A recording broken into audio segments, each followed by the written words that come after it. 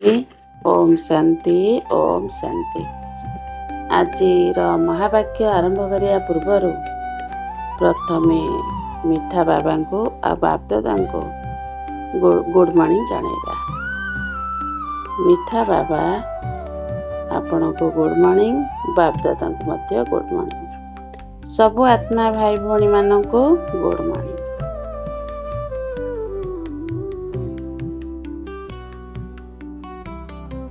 28/4/2026 प्रातः मुरली ओम शांति बाप दादा मधुबन। आज मिठा बाबा तांको मिठा संतान मान को कौन निर्देश देछंती। मिठा बाबा कहते मिठे बच्चे, हाँ जी मिठा बाबा, बाबा समान स्नेही हेबा पई निजको आत्मा बिंदु मने करी बिंदु बाबा को मने पकाओ।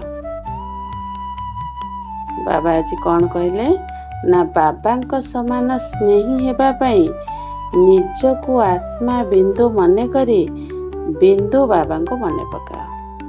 कारण बाबा होचंती स्नेहर सागर।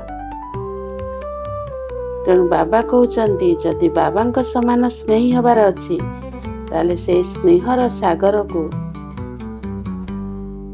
आमे मने पकेबा। निजको बिंदु अनुभव करी बिंदु स्थिति रे स्थित होई निजको आत्मा भाविगिरी स्नेहर सागर को मने पकेबा दे, ताहले आमे तांको भली स्नेही बनी जिबा। प्रश्न, बाबा स्मृति रे रहिबार गुप्त एवं कठिन परिश्रम प्रत्येक संतान को करने को हेबो काहेकि। प्रश्न, बाबा स्मृति रे रहिबार गुप्त एवं कठिन परिश्रम प्रत्येक संतान को करने को हेबो काहेकि। उत्तर, काहेकि ना जोग बल बिना आत्मा पापात्मा रु पुण्य आत्मा होई परिबो नाही। जदि गुप्त रूप रे बाबा स्मृति रे रहिब एवं देही अभिमानी हेब तेबे जाई विकर्म विनाश हेब। धर्मराजंक दंडरू बंचिबार उपाय हेउछि जोग। मायार तोफान जोगरे ही विघ्न पकाई थाए। सेथिपाई जोगरे रहिबार गुप्त मेहनत कर, तेबे जाई लक्ष्मी नारायणक भली समस्तंकर प्रिय होई परिबो। गीत ओम नमः शिवाय। ओम शांति गीत रे करा जाइथिबा महिमा सबु आत्मा मानकर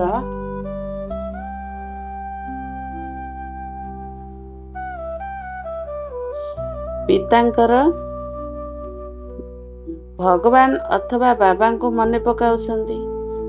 तांको माता पिता कहउछंती ना, गॉड फादर मध्य कुहा जाउछि। एपरि नुहे सबु मनुष्य मान को गॉड फादर कुहा जिवो। लौकिक पिता को मध्य बाबा बोली कुहा जाइथाय।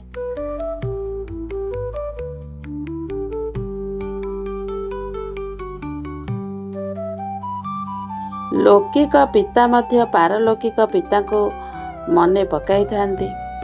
वास्तव रे आत्मा ही मने पकाई थाए।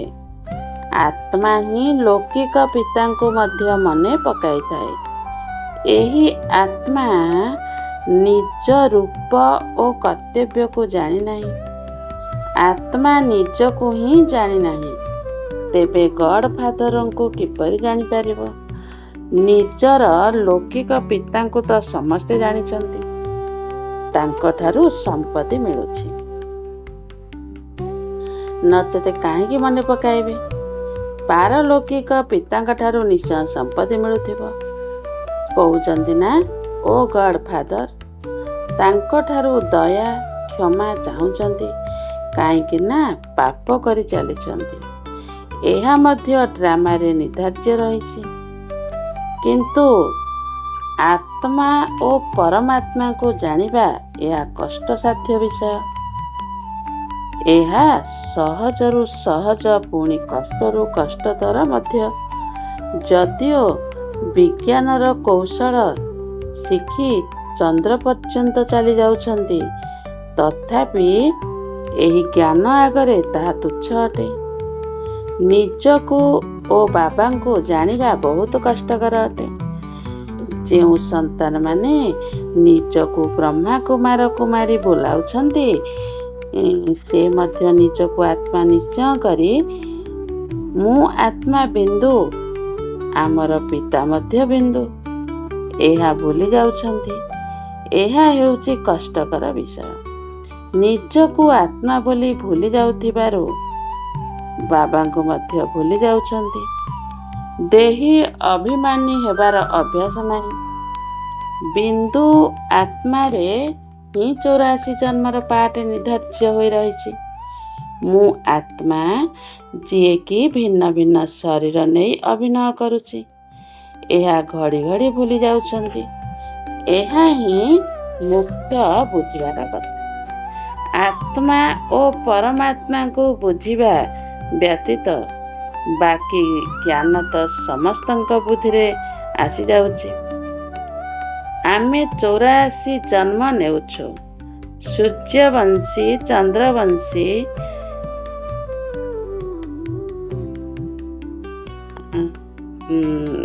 ବୈଶ୍ୟବଂଶୀ ଆଉ ଶୂଦ୍ରବଂଶୀ ହେଉଛନ୍ତି। ଏହି ଚକ୍ର ବହୁତ ସହଜ ଅଟେ। ତେଣୁ ବୁଝି ଯାଉଛନ୍ତି, କିନ୍ତୁ କେବଳ ଚକ୍ରକୁ ଜାଣିବା ଦ୍ୱାରା ଏତେ ଲାଭ ନାହିଁ। ଯେତିକି ନିଜକୁ ଆତ୍ମା ନିଶ୍ଚୟ କରି ବାବାଙ୍କୁ ୟାଦ କରିବାରେ ଫାଇଦା ଅଛି। ମୁଁ ଆତ୍ମା ତାରକା ସଦୃଶ ଅଟେ। ବାବା ମଧ୍ୟ ତାରକା ସଦୃଶ ଅତି ସୂକ୍ଷ୍ମ ଅଟନ୍ତି। ସେ ହିଁ ସଦ୍ଗତି ଦାତା ଅଟନ୍ତି।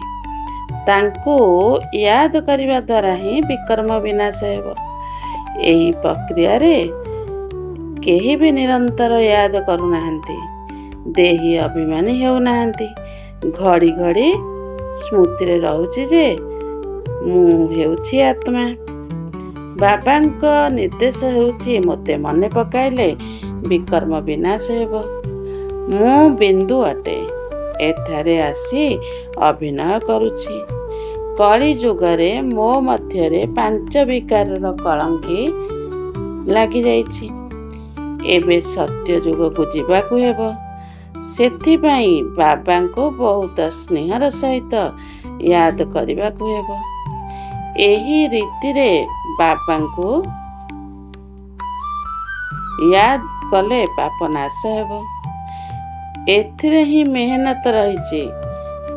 ସେବାରେ ବହୁତ ବାହାଦୁରୀ ଦେଖାଉଛନ୍ତି। ଆଜି ଏହି ସେବା କଲୁ, ବହୁତ ପ୍ରଭାବିତ ହେଲେ। କିନ୍ତୁ ଶିବ ବାବା ବୁଝୁଛନ୍ତି ଯେ ଆତ୍ମା ଓ ପରମାତ୍ମା ଜ୍ଞାନ ପ୍ରତି ମୋଟେ ପ୍ରଭାବିତ ହୋଇ ନାହାନ୍ତି। ଭାରତ ସ୍ୱର୍ଗ ଓ ନର୍କ କିପରି ହେଉଛି, 84 ଜନ୍ମ କିପରି ନେଉଛନ୍ତି, ସତୋ ରଜୋ ତମରେ କିପରି ଆସୁଛନ୍ତି, କେବଳ ଏହା ଶୁଣି ପ୍ରଭାବିତ ହେଉଛନ୍ତି। ପରମାତ୍ମା ନିରାକାର ଅଟନ୍ତି। ଏ କଥା ମଧ୍ୟ ବୁଝାଯାଉଛି ଯେ ବାକି ଏ କଥା ମଧ୍ୟ ବୁଝି ଯାଉଛନ୍ତି, ବାକି ମୁଁ ହେଉଛି ଆତ୍ମା। ମୋ ଆତ୍ମାରେ 84 ଜନ୍ମ ପାଠ ଭରି ରହିଛି।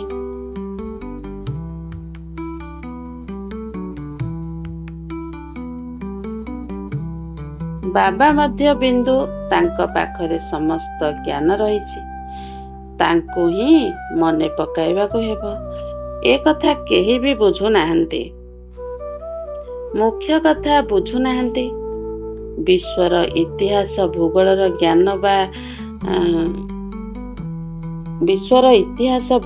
ଜ୍ଞାନ ବାବା ହିଁ ଦେଉଛନ୍ତି। ସରକାର ମଧ୍ୟ ଚାହୁଁଛି ଯେ ବିଶ୍ୱ ଇତିହାସ ଭୂଗୋଳର ଜ୍ଞାନ ରହିବା ଉଚିତ। ଏହା ତ ତାଠାରୁ ମଧ୍ୟ ସୂକ୍ଷ୍ମ କଥା ଅଟେ। ଆତ୍ମା କ'ଣ? ସେଥିରେ କିପରି 84 ଜନ୍ମର ଅଭିନୟ ରହିଛି, ଏହା ମଧ୍ୟ ଅବିନାଶୀ ଅଟେ। ଏହି କଥା ମନେ ପକାଇବା, ନିଜକୁ ବିନ୍ଦୁ ଭାବି ବାବାଙ୍କୁ ମନେ ପକାଇଲେ ବିକର୍ମ ବିନାଶ ହେବ। ଏହି ଯୋଗରେ କେହି ହେଲେ ବି ତତ୍ପର ରହୁନାହାନ୍ତି। ଏହି ସ୍ମୃତିରେ ରହିଲେ ବହୁତ ସ୍ନେହୀ ହୋଇଯିବେ। ଏହି ଲକ୍ଷ୍ମୀ ନାରାୟଣଙ୍କୁ ଦେଖ କେତେ ସ୍ନେହୀ ଅଟନ୍ତି। ଏଠାକାର ମନୁଷ୍ୟଙ୍କୁ ତ ଦେଖ କିପରି ଅଟନ୍ତି। ନିଜେ ବି କହୁଛନ୍ତି ଆମ ପାଖରେ କୌଣସି ଗୁଣ ନାହିଁ, ଆମେ ମ୍ଲେଚ୍ଛ, ଆପଣ ସ୍ୱଚ୍ଛ ଅଟନ୍ତି। ଯେବେ ନିଜକୁ ଆତ୍ମା ଭାବି ବାବାଙ୍କୁ ମନେ ପକାଇବେ ତେବେ ସଫଳତା ମିଳିବ, ନଚେତ୍ ସଫଳତା ବହୁତ କମ୍ ମିଳୁଛି। ଭାବୁଛନ୍ତି ଆମ ପାଖରେ ବହୁତ ଭଲ ଜ୍ଞାନ ରହିଛି, ବିଶ୍ୱର ଇତିହାସ ଭୂଗୋଳ ଆମେ ଜାଣିଛୁ, କିନ୍ତୁ ଯୋଗର ଚାର୍ଟ ବତାଉନାହାନ୍ତି। କ୍ୱଚିତ୍ କେହି ଏବଂ ଅବସ୍ଥାରେ ରହୁଛନ୍ତି, ଅର୍ଥାତ୍ ନିଜକୁ ଆତ୍ମା ଭାବି ବାବାଙ୍କୁ ୟାଦ କରୁଛନ୍ତି। ବହୁତଙ୍କର ଏହି ଅଭ୍ୟାସ ନାହିଁ। ବାବା ବୁଝୁଛନ୍ତି ଯେ ପିଲାମାନେ କେବଳ ଜ୍ଞାନର ଚକ୍ର ବୁଦ୍ଧିରେ ରଖୁଛନ୍ତି, ବାକି ମୁଁ ଆତ୍ମା। ବାବାଙ୍କ ସହିତ ମୋତେ ଯୋଗଯୁକ୍ତ ହୋଇ ରହିବାକୁ ହେବ। ଏହା ଦ୍ୱାରା କଳି ଯୁଗରୁ ବାହାରି ସତ୍ୟ ଯୁଗକୁ ଯିବୁ। ମୁଁ ଆତ୍ମା, ମୋତେ ବାବାଙ୍କୁ ଜାଣିବାକୁ ହେବ, ତାଙ୍କର ସ୍ମୃତିରେ ହିଁ ରହିବାକୁ ପଡ଼ିବ। ଏହି ଅଭ୍ୟାସ ବହୁତଙ୍କର କମ୍ ରହିଛି। ବହୁତ ଆସି ଭଲ ଭଲ ମଧ୍ୟ କହୁଛନ୍ତି, ବାକି ସେମାନେ ଏହା ଜାଣିନାହାନ୍ତି ଯେ ଭିତରେ କେତେ ପାପର କଳଙ୍କି ରହିଛି। ସୁନ୍ଦରରୁ ଶ୍ୟାମ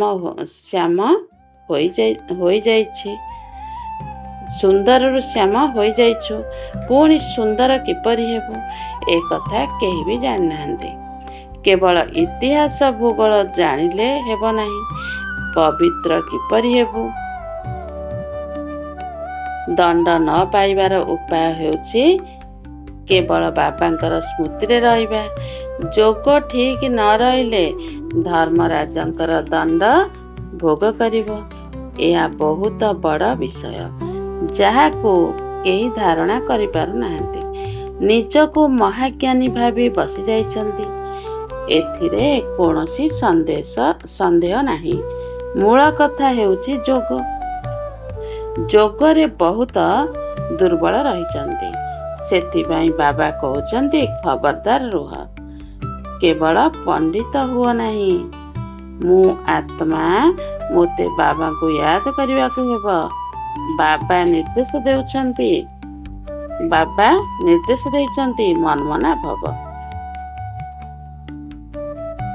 ଏହା ମହାମନ୍ତ୍ର ଅଟେ।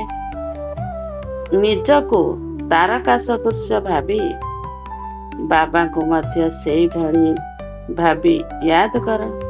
ବାବାଙ୍କର କୌଣସି ବଡ଼ ରୂପ ସମ୍ମୁଖକୁ ଆସୁନାହିଁ, ତେଣୁ ଦେହୀ ଅଭିମାନୀ ହେବାରେ ହିଁ ମେହନତ ରହିଛି। ବିଶ୍ୱର ମହାରାଜା ମହାରାଣୀ ଜଣେ ହେବେ,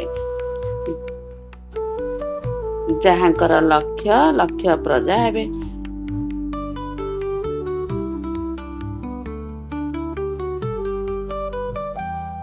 ପ୍ରଜା ତ ବହୁତ ହେବେ ନା। ଇତିହାସ ଭୂଗୋଳକୁ ଜାଣିବା ତ ସହଜ, କିନ୍ତୁ ଯେବେ ନିଜକୁ ଆତ୍ମା ଭାବି ବାବାଙ୍କୁ ୟାଦ କରିବ ତେବେ ପବିତ୍ର ହୋଇଯିବ। ଏହି ଅଭ୍ୟାସ ବହୁତ କଷ୍ଟସାଧ୍ୟ ଅଟେ। ଯୋଗଯୁକ୍ତ ହେବା ସମୟରେ ବହୁତ ତୋଫାନ ବିଘ୍ନ ପକାଇବ। କେହି ଅଧଘଣ୍ଟା ମଧ୍ୟ ଏକରସ ହୋଇ ବସିବା ବହୁତ ମୁସ୍କିଲ ହୋଇଯାଉଛି, ଘଡ଼ି ଘଡ଼ି ଭୁଲି ଯାଇଥାନ୍ତି। ଏଥିରେ ହିଁ ବାସ୍ତବିକ ସଚ୍ଚା ଗୁପ୍ତ ମେହନତ ରହିଛି। ଚକ୍ରର ରହସ୍ୟ ଜାଣିବା ସହଜ, ବାକି ଦେହୀ ଅଭିମାନୀ ହୋଇ ବାବାଙ୍କୁ ମନେ ପକାଇବା, ଏହାକୁ ମୁସ୍କିଲରେ କେହି ବୁଝୁଛନ୍ତି ଓ ସେହି ଅନୁସାରେ ଅଭିନୟ କରୁଛନ୍ତି। ବାବାଙ୍କୁ ମନେ ପକାଇବା ଦ୍ୱାରା ହିଁ ତୁମେ ପବିତ୍ର ହେବ। ନିରୋଗୀ ଶରୀର ଆୟୁଷ ଲମ୍ବା ହେବ। କେବଳ ବିଶ୍ୱର ଇତିହାସ ଭୂଗୋଳ ବୁଝାଇବା ଦ୍ୱାରା ମାଳାର ଦାନା ହୋଇପାରିବ ନାହିଁ। ୟାଦ ଦ୍ୱାରା ମାଳାର ଦାନା ହୋଇପାରିବ। ଏହି ମେହନତ କାହା ଦ୍ୱାରା ହେଉନାହିଁ। ନିଜେ ବି ବୁଝୁଛନ୍ତି ଯେ ଆମେ ୟାଦରେ ରହୁନାହୁଁ। ଭଲ ଭଲ ମହାରଥୀମାନେ ମଧ୍ୟ ଯୋଗରେ ଢିଲା ଅଛନ୍ତି। ମୁଖ୍ୟ କଥା ବୁଝାଇବା ହିଁ ଆସୁନାହିଁ। ଏ କଥା ମୁସ୍କିଲ ମଧ୍ୟ ଅଟେ। ଏମାନେ କଳ୍ପର ଆୟୁଷକୁ ଲମ୍ବା କରିଦେଇଛନ୍ତି। ତୁମେ 5000 ବର୍ଷ ବୋଲି ସିଦ୍ଧ କରୁଛ, କିନ୍ତୁ ଆତ୍ମା ପରମାତ୍ମାଙ୍କର ରହସ୍ୟ କିଛି ହେଲେ ବି ଜାଣିନାହାନ୍ତି। ୟାଦ କରୁନଥିବାରୁ ଅବସ୍ଥା ହଲଚଲ ହେଉଛି। ବହୁତ ଦେହ ଅଭିମାନ ରହିଛି। ଦେହୀ ଅଭିମାନୀ ହେଲେ ହିଁ ମାଳାର ଦାନା ହୋଇପାରିବ। ଏପରି ନୁହେଁ ଯେ ବିଶ୍ୱର ଇତିହାସ ଭୂଗୋଳ ବୁଝାଉଛୁ, ସେଥିପାଇଁ ଆମେ ମାଳାରେ ବାବାଙ୍କ ନିକଟରେ ଆସିଯିବୁ। ନା, ଏତେ ଛୋଟ ଆତ୍ମାରେ 84 ଜନ୍ମର ପାଠ ଭରି ହୋଇ ରହିଛି। ଏହି କଥାକୁ ପ୍ରଥମେ ବୁଦ୍ଧିରେ ଆଣି ପୁଣି ଚକ୍ରକୁ ମନେ ପକାଇବାକୁ ହେବ। ମୂଳ କଥା ହେଉଛି ଯୋଗର।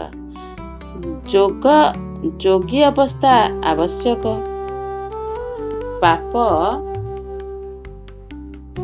ପାପ ଆତ୍ମାରୁ ପୁଣ୍ୟ ଆତ୍ମା ହେବାକୁ ପଡ଼ିବ। ଯୋଗ ଦ୍ୱାରା ଆତ୍ମା ପବିତ୍ର ହେବ।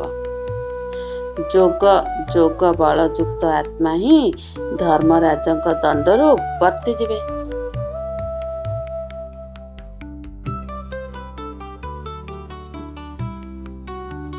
ଏହି ପରିଶ୍ରମ କ୍ୱଚିତ କାହା ଦ୍ୱାରା ହେଉଛି। ମାୟାର ତୋଫାନ ମଧ୍ୟ ବହୁତ ଆସିବ। ଏହା ବହୁତ କଠୋର ଗୁପ୍ତ ମେହନତ ଅଟେ। ଲକ୍ଷ୍ମୀ ନାରାୟଣ ହେବା ମାଉସୀ ଘର କଥା ନୁହେଁ। ଏହି ଅଭ୍ୟାସ ହୋଇଗଲେ ଚାଲିବା ବୁଲିବା ସମୟରେ ମଧ୍ୟ ବାବାଙ୍କର ସ୍ମୃତି ଆସୁଥିବ। ଏହାକୁ ହିଁ ଯୋଗ କୁହାଯାଉଛି।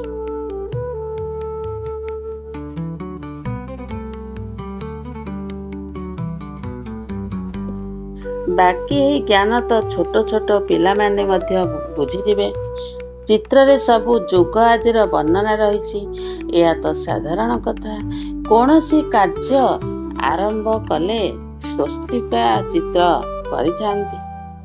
ଏହା ସତ୍ୟ ଯୁଗ ତ୍ରେତୟା ଯୁଗର ଚିହ୍ନ। ବାକି ଉପରେ ଛୋଟ ସଙ୍ଗମ ଯୁଗ ରହିଛି। ତେଣୁ ପ୍ରଥମେ ନିଜକୁ ଆତ୍ମା ଭାବି ବାବାଙ୍କୁ ମନେ ପକାଇ ଚାଲିଲେ ହିଁ ସେହି ଶାନ୍ତିର ତରଙ୍ଗ ଖେଳାଇ ପାରିବ। ଯୋଗ ଦ୍ୱାରା ବିକର୍ମ ବିନାଶ ହେବ। ସାରା ଦୁନିଆ ଏହି ଆତ୍ମା ପରମାତ୍ମାଙ୍କ ବିଷୟକୁ ଭୁଲି ଯାଇଛି। କେହି କହୁଛି ପରମାତ୍ମା 1000 ସୂର୍ଯ୍ୟରୁ ତେଜମୟ ଅଟନ୍ତି, କିନ୍ତୁ ଏହା କିପରି ହୋଇପାରିବ? ଯେତେବେଳେ କି କହୁଛନ୍ତି ଯେ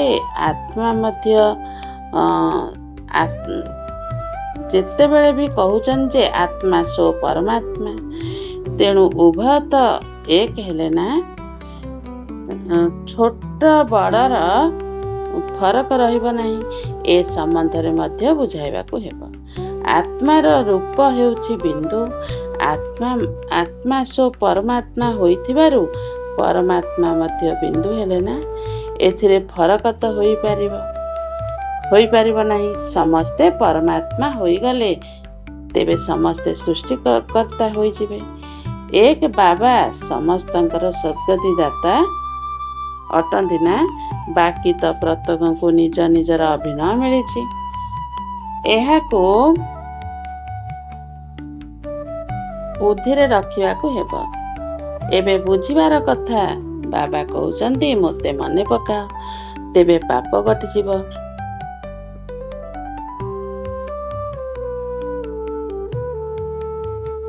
ଏଥିରେ ହିଁ ମେହନତ ରହିଛି। ପ୍ରଥମତଃ ଅଧାକଳ୍ପ ଦେହ ଅଭିମାନୀ ହୋଇ ରହିଛି। ଦେହ ପ୍ରଥମତଃ ଅଧାକଳ୍ପ ଦେହ ଅଭିମାନୀ ହୋଇ ରହିଛ। ସତ୍ୟ ଯୁଗରେ ଦେହୀ ଅଭିମାନୀ ହୋଇ ରହିଲେ ମଧ୍ୟ ବାବାଙ୍କୁ ଜାଣିବେ ନାହିଁ, ଜ୍ଞାନକୁ ଜାଣିବେ ନାହିଁ। ବର୍ତ୍ତମାନ ତୁମକୁ ମିଳୁଥିବା ଜ୍ଞାନ ଗୁପ୍ତ ହୋଇଯିବ। ସେଠାରେ କେବଳ ଏତିକି ଜାଣିବେ କି ମୁଁ ଆତ୍ମା ଗୋଟିଏ ଶରୀର ଛାଡ଼ି ଆଉ ଗୋଟିଏ ଶରୀର ନେଉଛି, ଅଭିନୟ କରୁଛି। ଏଥିରେ ଚିନ୍ତା କରିବାର କ'ଣ ଅଛି? ପ୍ରତ୍ୟେକଙ୍କୁ ନିଜ ନିଜର ଅଭିନୟ କରିବାକୁ ହେବ। କାନ୍ଦିବା ଦ୍ୱାରା କ'ଣ ହେବ ଏକଥା ବୁଝା ଯାଉଛି। ଯଦି କିଛି ବି ବୁଝିଯିବେ ତେବେ ଶାନ୍ତି ଆସିଯିବ। ନିଜେ ବୁଝିଲେ ଅନ୍ୟକୁ ମଧ୍ୟ ବୁଝାଇବେ। ବୟସ୍କ ଲୋକମାନେ ବୁଝାଇଥାନ୍ତି ଯେ କାନ୍ଦିବା ଦ୍ୱାରା କ'ଣ ଶାନ୍ତି ଆସିଯିବ। ନିଜେ ବୁଝିଲେ ଅନ୍ୟକୁ ମଧ୍ୟ ବୁଝାଇବେ। ବୟସ୍କ ଲୋକମାନେ ବୁଝାଇଥାନ୍ତି ଯେ କାନ୍ଦିବା ଦ୍ୱାରା କ'ଣ ସେ ଫେରି ଆସିବେ? ଶରୀର ଛାଡ଼ି ଆତ୍ମା ଚାଲିଗଲା, ଏଥିରେ କାନ୍ଦିବାର କ'ଣ ଅଛି? ଅଜ୍ଞାନ କାଳରେ ମଧ୍ୟ ଏହିଭଳି ବୁଝିଥାନ୍ତି, କିନ୍ତୁ ସେମାନେ ଏହା ଜାଣିନାହାନ୍ତି ଯେ ଆତ୍ମା ଓ ପରମାତ୍ମା କି ପ୍ରକାର ଜିନିଷ ଅଟେ। ଆତ୍ମାରେ ହିଁ ଖାଦ ପଡ଼ିଛି। ସେମାନେ ଭାବୁଛନ୍ତି ଆତ୍ମା ନିର୍ଲେପ ଅଟେ। ତେବେ ଏହା ବହୁତ ସୂକ୍ଷ୍ମ କଥା। ବାବା ଜାଣିଛନ୍ତି ବହୁତ ସନ୍ତାନ ବାବାକୁ ମନେ ପକାଉନାହାନ୍ତି। କେବଳ ବୁଝାଇଲେ କ'ଣ ହେବ? ବହୁତ ପ୍ରଭାବିତ ହେଲେ, କିନ୍ତୁ ଏହା ତାଙ୍କର କ'ଣ କଲ୍ୟାଣ ହେଲା? ଆତ୍ମା ପରମାତ୍ମାର ପରିଚୟ ମିଳିଲେ ବୁଝିବେ ବାସ୍ତବରେ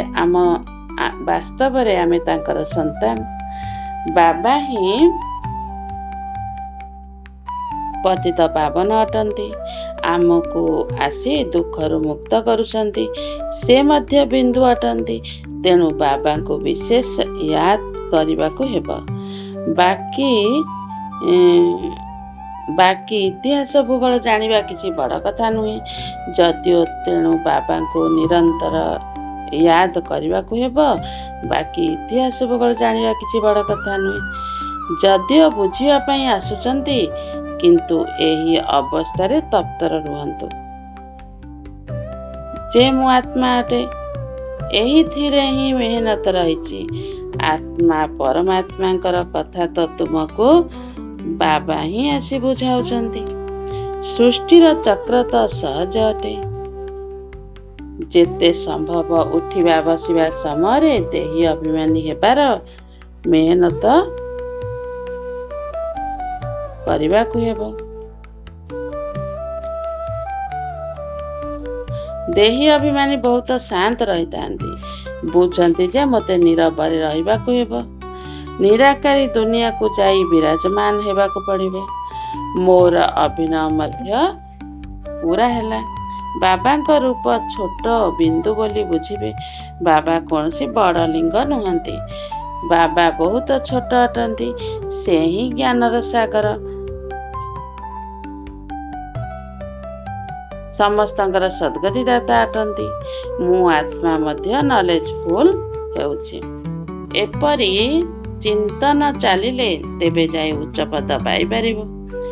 ସାରା ଦୁନିଆରେ କେହି ଆତ୍ମା ଏବଂ ପରମାତ୍ମାକୁ ଜାଣିନାହାନ୍ତି। ତୁମେ ବ୍ରାହ୍ମଣମାନେ ଏବେ ଜାଣୁଛ, ସନ୍ନ୍ୟାସୀ ମଧ୍ୟ ଜାଣିନାହାନ୍ତି। ସେମାନେ ଆସି ବୁଝିବେ ବି ନାହିଁ। ସେମାନେ ତ ସମସ୍ତେ ନିଜ ନିଜର ଧର୍ମରେ ଆସିବେ। ହିସାବ କିତାବ ଯୁକ୍ତ କରି ଚାଲିବେ। ତୁମକୁ ହିଁ ଏହି ମେହନତ କରିବା ଦ୍ୱାରା ବାବାଙ୍କ ଠାରୁ ସମ୍ପତ୍ତି ମିଳିବ। ଏବେ ପୁଣି ଦେହୀ ଅଭିମାନୀ ହେବାକୁ ପଡ଼ିବ। ଆତ୍ମାରେ ତ ମନ ରହିଛି।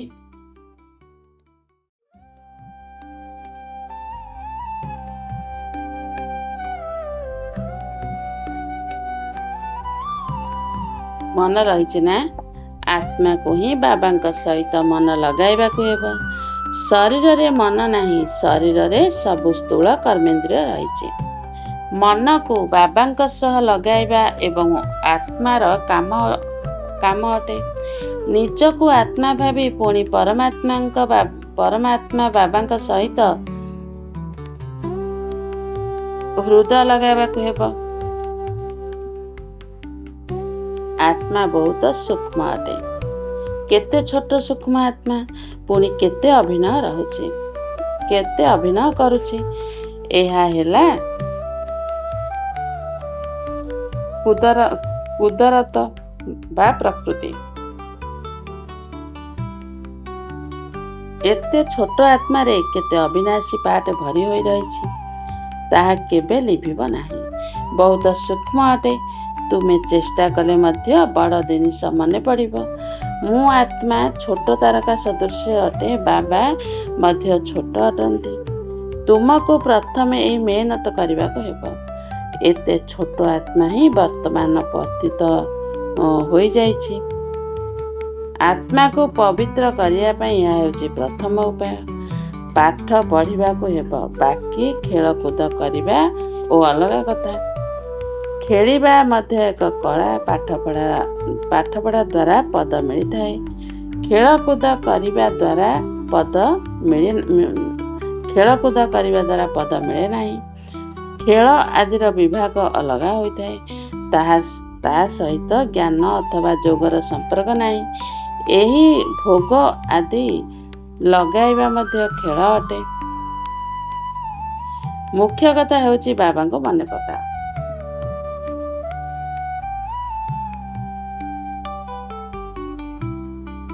ଆଚ୍ଛା, ମିଠା ମିଠା ଶିଖିଲ ଦେ ସନ୍ତାନମାନଙ୍କ ପ୍ରତି ମାତା ପିତା ବାପଦାଦାଙ୍କର ମଧୁର ସ୍ନେହ ସମ୍ପନ୍ନ ଶୁଭେଚ୍ଛା ଏବଂ ସୁପ୍ରଭାତ। ଆତ୍ମିକ ପିତାଙ୍କର ଆତ୍ମିକ ସନ୍ତାନମାନଙ୍କୁ ନମସ୍ତେ।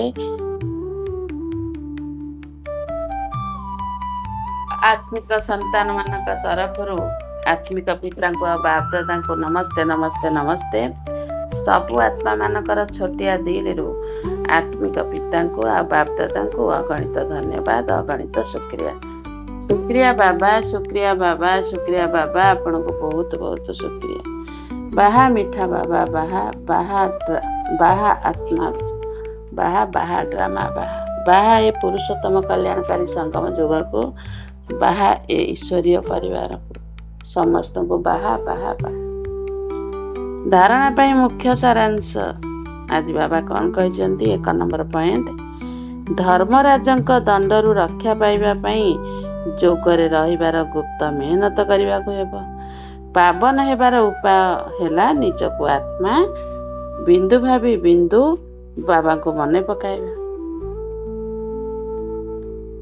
2 ନମ୍ବର ପଏଣ୍ଟ, ଜ୍ଞାନରେ ନିଜେ ନିଜକୁ ମିଆଁ ମିଠୁ ଅର୍ଥାତ୍ ମହାଜ୍ଞାନୀ ଭାବିବା ଉଚିତ ନୁହେଁ। ନିଜର ଅବସ୍ଥାକୁ ଏକରସ କରିବାର ଅଭ୍ୟାସ କରିବାକୁ ହେବ। ବାବାଙ୍କର ନିର୍ଦ୍ଦେଶ ଗୁଡ଼ିକୁ ପାଳନ କରିବାକୁ ହେବ। ବରଦାନ, ପ୍ରତ୍ୟେକ କର୍ମ କରୁଥିଲେ ମଧ୍ୟ କମଳ ଆସନ ଉପରେ ବିରାଜମାନ କରୁଥିବା ସହଜ ବା ନିରନ୍ତର ଯୋଗୀ ଭବ। ବାବା ଆଜି ମୋ ଆତ୍ମାକୁ ଏହି ବିଶେଷ ବରଦାନ ଦେଇଛନ୍ତି। ପ୍ରତ୍ୟେକ କର୍ମ କରୁଥିଲେ ମଧ୍ୟ କମଳ ଆସନ ଉପରେ ବିରାଜମାନ କରୁଥିବା ସହଜ ବା ନିରନ୍ତର ଯୋଗୀ ଭବ। ବିସ୍ତାର କ'ଣ କରିଛନ୍ତି? ନିରନ୍ତର ଯୋଗଯୁକ୍ତ ସ୍ଥିତିରେ ରହିବା ପାଇଁ କମଳ ପୁଷ୍ପର ଆସନ ଉପରେ ସର୍ବଦା ବିରାଜମାନ ରୁହ। କିନ୍ତୁ କମଳ ଆସନ ଉପରେ ସେହି ଆତ୍ମା ସ୍ଥିତ ରହିପାରିବ ଯିଏ ଲାଇଟ୍ ଅର୍ଥାତ୍ ହାଲୁକା ହୋଇଥିବ। କୌଣସି ପ୍ରକାରର ବୋଝ ବା ବନ୍ଧନ ନଥିବ। ମନର ସଂକଳ୍ପର ବୋଝ, ସଂସ୍କାର ଗୁଡ଼ିକର ବୋଝ, ଦୁନିଆର ବିନାଶ ଜିନିଷ ଗୁଡ଼ିକର ଆକର୍ଷଣର ବୋଝ, ଲୌକିକ ସମ୍ବନ୍ଧୀମାନଙ୍କର ସ୍ନେହର ମମତାର ବୋଝ, ଯେତେବେଳେ ଏହି ସବୁ ବୋଝ ଗୁଡ଼ିକ ସମାପ୍ତ ହୋଇଯିବ, ସେତେବେଳେ ହିଁ କମଳ ଆସନ ଉପରେ ବିରାଜମାନ ନିରନ୍ତର ଯୋଗୀ ହୋଇପାରିବ।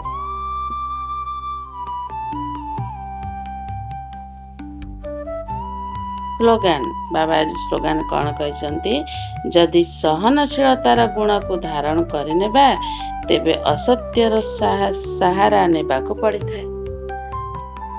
ସାହାରା ନେବାକୁ ପଡ଼ିବ ନାହିଁ। ବାବା କହିଲେ ଯଦି ସହନଶୀଳତାର ଗୁଣକୁ ଧାରଣ କରିନେବା, ତେବେ ଅସତ୍ୟତାର ସାହାରା ନେବାକୁ ପଡ଼ିବ ନାହିଁ।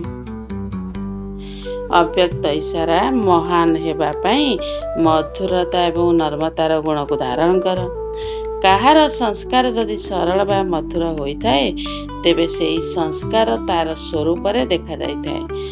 सेहीपरि तुम मानकर संस्कार जेतेबेले बापदादा समान होइजिब सेतेबेले बापदादा स्वरूप समस्त को देखाଯିब। बापदादा जेपरि अटंती अविकल सेही भली गुण सेही भली कर्तव्य सेही भली वाणी स्वरूप समस्त को देखाଯିब।